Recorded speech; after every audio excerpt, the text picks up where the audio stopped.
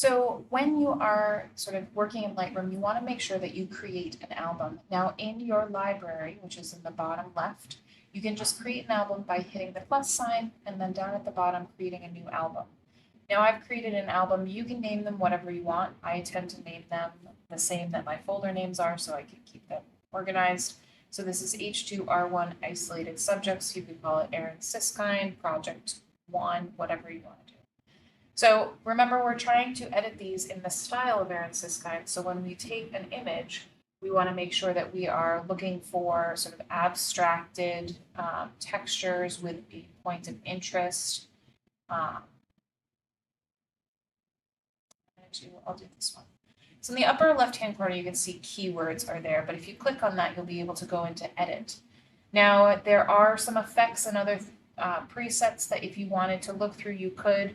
What I'm going to do is go into presets, and then there's a small little word color right before the picture starts. We're going to click on that. I'm going to go into black and white.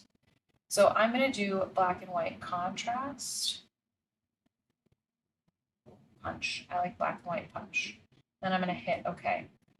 Now, the next thing you can do is you always want to sort of figure out crop. I don't know if I really like this in this orientation. I think I'd rather have it this way. And then you can also rotate a little bit, but you can adjust it however you want based on what you sort of want the feel and composition to be.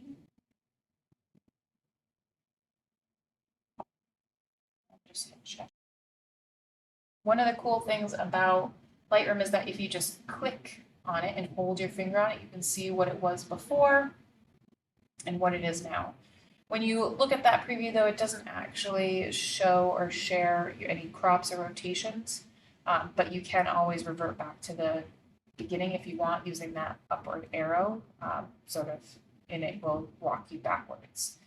Now, in order to, when you go back out to your library, you'll see that it does stay edited there, but if you want to access this on your camera roll, you're going to have to export it. So when you're all ready to turn things in, you're going to click on that little square with the arrow in the upper right-hand corner, and you're going to export to camera roll. And then it will show up in your camera roll.